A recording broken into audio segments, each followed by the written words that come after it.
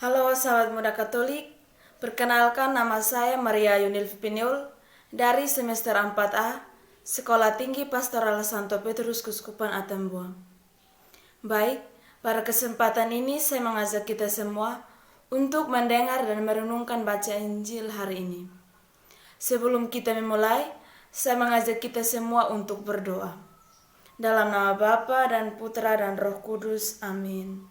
Allah Bapa di dalam surga, puji dan syukur kami panjatkan kehadirat-Mu, karena begitu besar cinta dan kasih-Mu kepada kami anak-anak-Mu. Pada kesempatan ini, kami anak-anak-Mu berkumpul di sini untuk mendengar dan merenungkan firman-Mu. Dengan pengantaran Kristus Tuhan kami, amin. Inilah Injil Yesus Kristus menurut Markus. Dimuliakanlah Tuhan. Kemudian tibalah Yesus dan murid-muridnya di Betsaida. Di situ orang membawanya kepada Yesus seorang buta, dan mereka memohon kepadanya supaya ia menjamah dia.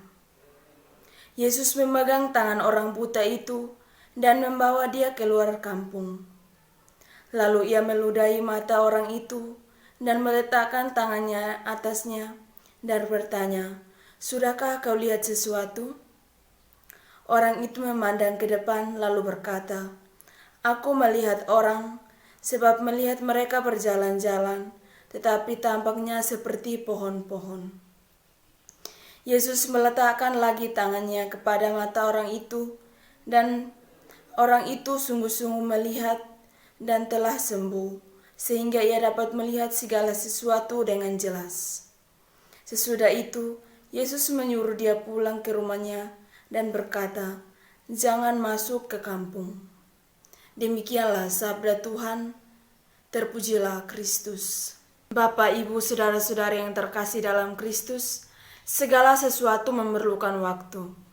Ada proses atau tahapan yang harus terjadi, ibaratkan naik tangga. Sebelum kita tiba di puncak, seorang harus terlebih dahulu menapaki anak tangga pertama dan seterusnya. Bapak, Ibu, saudara-saudari yang terkasih dalam Kristus, Injil hari ini mengisahkan Yesus menyembuhkan seorang yang buta di Betsaida. Sebelum menyembuhkan, Yesus memegang tangan orang buta itu dan membawa dia keluar kampung. Lalu ia meludahi mata orang itu dan meletakkan tangan di atasnya, dan Yesus bertanya kepada orang buta itu, "Sudahkah kau melihat sesuatu?" Dan orang buta itu menjawab, "Aku melihat orang."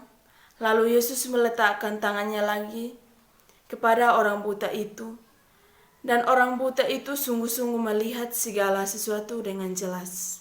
Bapak, Ibu, saudara-saudari yang terkasih dalam Kristus, mari kita datang dan memohon kepada Yesus terlebih dahulu saat kita membutuhkannya.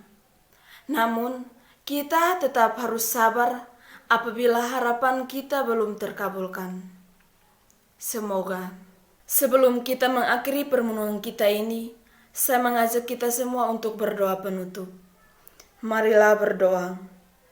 Allah Bapa sumber pengharapan, Engkau telah mengikat perjanjian dengan semua orang melalui Yesus.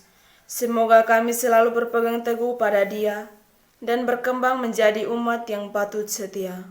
Dengan pengantaran Kristus Tuhan kami, amin. Dalam nama Bapa dan Putra dan Roh Kudus, amin.